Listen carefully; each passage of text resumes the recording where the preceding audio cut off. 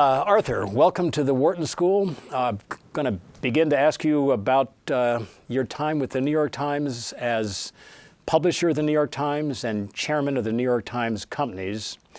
As you look back on your year as publisher and owner and chairman, what decision, what action, what purchase, what divestiture, looking back on your time at the top, of what are you most proud of all the decisions, the major decisions you have reached? Well, thank you, Mike. First of all, it's a pleasure to be here, so thank you for this. And let me start by saying that the decision I'm most proud of I haven't made yet. So that's my hope. Oh, good, very good. But I think as I look back at the time that I've had so far in the leadership of the New York Times and the New York Times Company, what I am most proud of is the speed with which we began to address the digital revolution, and that we have worked very hard to build our digital muscles journalistically and from a business sense.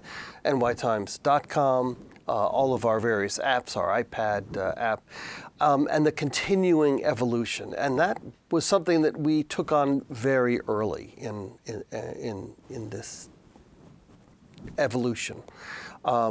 So it wasn't something we shied away from. We have made mistakes, we've had successes, we continue to evolve as we must. But I think what I'm most proud of is that my colleagues and I stood up to that right away and acknowledged it and embraced it. Arthur, quick follow-up on that. We're still in the middle of that revolution? We are hopefully in the middle, but my guess is we're still at the beginning. And it may be closer to the start than the end. As you look ahead, what do you anticipate that revolution is going to look like for the New York Times? Let's make it 5 years out. Well, I've learned to not do those kinds of projections because I've been caught being wrong in the past. And that's right. In fact, I think one of the greatest challenges that this has meant for the management structure and decision-making is not to say that's where we're heading. Because what we've discovered over and over is this is a very twisty road.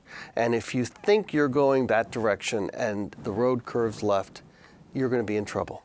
So it's flexibility and being comfortable with that, the ambiguity of that. So having now said all of that, what I see most exciting is the chance for international growth digitally. We recently launched a website in Chinese. It's our first foreign language website. It's one of a number that you'll be seeing over the next few years. And what we're discovering is that people are engaging with us in very exciting ways. And I'll give you just one example, if I might. If you look at our usage outside the U.S. of the website, the biggest countries outside the U.S. are, and this will shock you, England, Canada, and Australia. Obvious, shocking. Right? English. If you look at our usage on the iPhone, and this is before we moved to a Chinese language site, China was the largest use of the New York Times outside the U.S. And if that doesn't tell you that our information, the quality of our news, the quality of what we offer is not incredibly valuable worldwide, I don't know what can. So Arthur, this may actually take us back to the digital revolution, but when you think about your leadership experience, can you tell us a little bit about the toughest decision that you've ever made and sort of how you walked through it and then maybe anything you would have done differently with hindsight? Well, it doesn't take us. There are two tough decisions. I mean, part of my job is news and part of my job is business. So I sometimes have to look at it from both ways. From a news perspective, it was our decision to publish the story saying that the Bush administration was illegally wiretapping United States citizens. I mean, the Bush administration was very vehement in the fact that this was going to have a very hard effect on the country and on security of our nation, to the point that we met at their request with the president and some of his staff at the White House, and they made their pitch. At the end, we concluded that it was in fact right to publish that story, but that was not an easy decision. I think, in fact, it played out that it was the right decision. On the business side, I think the hardest challenge I faced was when we discovered that one of our journalists had been writing lies and making up stories, and really that goes to the core of what we are. The core is the brand promise of the New York Times, and whether you get it in print or whether you get it digitally or whether you get the mind meld edition of the New York Times, at the end of the day, it's got to be about the quality of our content and the trustworthiness. And so when the Jason Blair event happened in 2002, and that really threw so much into question, and that was probably the hardest leadership challenge I faced. Mm-hmm. Those are great examples, and I guess just to dive into either one of them a little bit more, they're both big values questions. Yeah. How did you think through sort of what to do in either one of those situations? Well, obviously for the one involving the story, I had some colleagues who were very plugged in to the story, who had their own sources within the security administration, as did I, who, and having heard out the president and his team, and just the follow-up we did over the next few days, it's just about, at the end of the day, we just were not convinced. And we'd held the story for a year, by the way, before we made the decision to publish it. So it was not as though we were just got the story and said, go. We held it for a year and then learned more and learned more and learned more and decided, no, they're not telling us the full story. And that's when we finally made the decision to go. So it was constant investigative journalism over and over and over. For Jason Blair, that whole event, I wish I'd moved faster. Honestly, that was our mistake. There were some earlier warnings we could have listened to about what he was doing that we didn't hear quite as well as we should have. So I think it was, in a way, just being willing to move faster and more aggressively. We're going to take you back even further in your early career. You graduated from Tufts University. Mm-hmm. You worked for another newspaper, came into the New York Times. You were a frontline reporter, assistant editor. Now you're the publisher. As you look back on your experiences and maybe a mentor or two, which experience and maybe which mentor really stands out in shaping the kind of person you are now and the kind of leadership that you exercise? Well, let's start with the fact that my best mentor was my father. My father, like me, grew up in the family that has controlling interests in the New York Times Company. His father had been publisher, and he knew a lot about the road that I was going to be traveling. He was always gentle, he was always kind. He pushed me when I needed to be pushed, but he did it in a kind and loving way. So I think I'm grateful for him and all that he gave me. Outside of that one, I would point to an organization, not to a person. Outward Bound. Outward Bound has taught me more lessons about myself, about how to think about who I am, and about how to work with teams of people under conditions of pressure and stress in a fruitful way that allows you to really build a team, set a goal, and work on achieving that goal more than anything in my life. And that has been perhaps the single best mentoring experience I've ever had. Along that line, you've written about being with an Outward Bound group on what's called the Via Ferrata in the Italian Alps there, and you got stuck at nighttime. So just to pick up on that as one experience, how did that help you? That's a very funny experience. It's been a while since I've thought about that, but yes, you're right.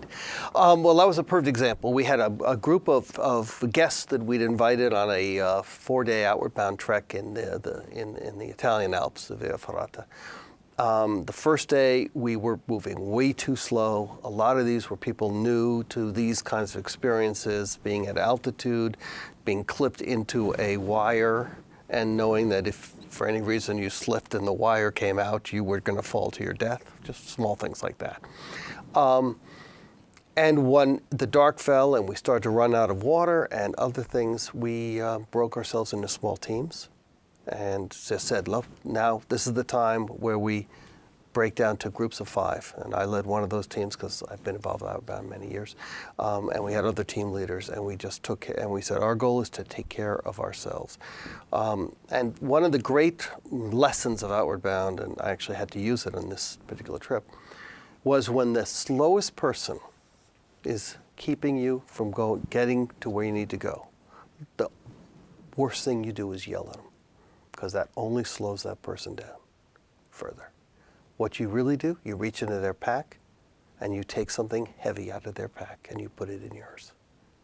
And that's the way to get that person to move with the group.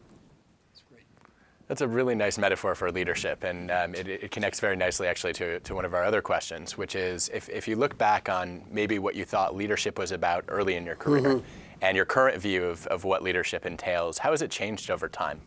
Well, it's changed in a number of ways. I grew up in an environment, in my work environment, where we had daily deadlines, and you filed for that deadline, and when that was done, you went home and you were done for the day. And there was a nice systematic way to it. And the paper would land on the door and you'd be off. And now I'm in a world where you must file a story when the story is ready. If it's ready at 2:47 p.m., you've got to get it up on the web. We hold stories back now and we put them up at different times in the day because we want someone waking up in Paris to have a different experience than the person who woke up in New York, to have some new news, and the same around the world. And we own the International Herald Tribune, and so we've got a worldwide view, which means you've lost some of the certainty of life, and you've got to embrace that uncertainty. And with that comes experimenting. And recognizing that if you don't experiment, if you're just going to fall further and further behind, and experiment means you're going to fail. One of my colleagues famously said, if everything we do succeeds, we're not trying hard enough. And that's to get one culture in a more stable environment, to embrace that culture in the environment we now live in. That's been one of the great challenges and pleasures of my job. As a quick follow-up on that, how do you sort of differentiate between, sort of productive failures that allow you to learn and failures you can't tolerate? Okay. Failures you can't tolerate really have to go back to the core promise of the New York Times, quality journalism. We cannot tolerate failures of quality journalism, which doesn't mean we don't make mistakes, of course. We're a human enterprise. That's why we have a correction box. That's why we have a public editor. That's why we have a standards editor. We're human.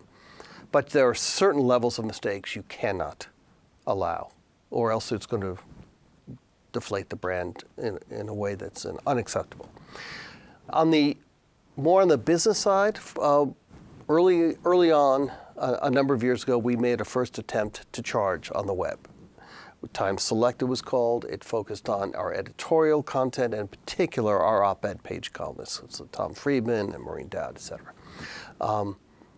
Didn't work. And after a year and a half, we said, done, pull the plug on that. And 4 years later, when we were coming back and saying, should we start charging for the New York Times on the web, boy, did the people who didn't think we should start charging throw that in our face. Don't you remember Time Select? Don't you remember Time Select? Now, we finally made the decision after a lot of study to charge. And it has been far greater success than anyone had predicted, including our own internal numbers. But there's you've got to keep trying, but sometimes you're going to fail. I've got a question on the flip side of thinking about leadership. You run a multi-billion-dollar enterprise. You have a worldwide brand. You're in an extremely rapidly changing industry. You have a very strong board of directors. You're publicly traded. You have to work with those in the equity market. Got a couple thousand people coming to work for you every day. Taking that all into account and looking back on how you thought about leadership some years back, what in your own experience turns out to be not true about how to lead? I think what turns out not to be most not true is just make the decision. Leaders make decisions. Blue, red, yes, no. No. I think in this environment, leaders bring groups of people together, and there's got to be a collective buy-in. Now, that doesn't mean everyone has to agree. That's nonsense. But I really do believe strongly in the power of debate and discussion, and teamwork, and that's the big lesson for me. A quick anchoring of that, you've made tough decisions on running WikiLeaks materials. Mm-hmm. You've already referred to a couple other decisions, very difficult. Just talk, if you would, about one of those decisions and who you put in the room to make that decision with you. Well, I think the biggest one is the decision to move to a pay model on the web.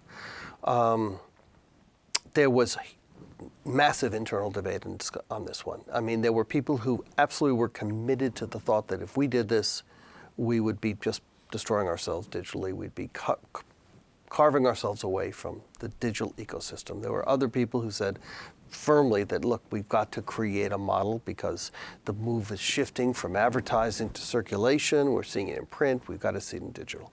And it took us a long time to get to where we had to get to. But without that discussion and without that debate, we would not have come up with the structure we came up with, the porous wall. In other words, 20 started as 20 free stories a month. If you came in through search, you came in. If you came in because you shared a story with somebody, you were able to come in. That model, which I think really did protect us from being thrown out of sort of the Google-driven digital ecosystem or the Facebook-driven, but still allowed us to begin to build a very powerful pay model. We would not have come to that if we had not engaged in a real dialogue. And this is also, I think, on a similar theme, but we're interested in advice for current and future leaders. So, if you're going to help people think about it, whether it's leading an effective debate and dialogue, or whether it's other key skills you need to learn as leaders, what are the most important pieces of advice you would share? Listen is one of the big ones. Find colleagues that you value, embrace them. One of the things I tell people is, if you're new to an area, there's nothing like grabbing people and taking them out to lunch. You're going to establish a relationship with people outside the office that is going to pay off very much inside the office. So build a group of people who you value, you trust, you listen to, which doesn't mean you don't have to occasionally say, yeah, we're going to do it this way. You do. But more often than not, you'll be getting the kind of value, the quality information you need to make the right call. Arthur, by way of closing, is there a question we should have asked you about leadership that we didn't touch on? Anything else that comes to mind? No, I think we've covered this very well. We've done it great. Yeah, I think so, but thank you. Good. I want to thank you for joining Knowledge Wharton today, and it's good to have you in our news. So, Arthur, thank you for coming. Just print the name right, okay, fella? Okay, that's an old tradition that you're fond of. We'll get it right. Thanks a lot. Thanks. We appreciate it. Thanks, Mike. Great, super.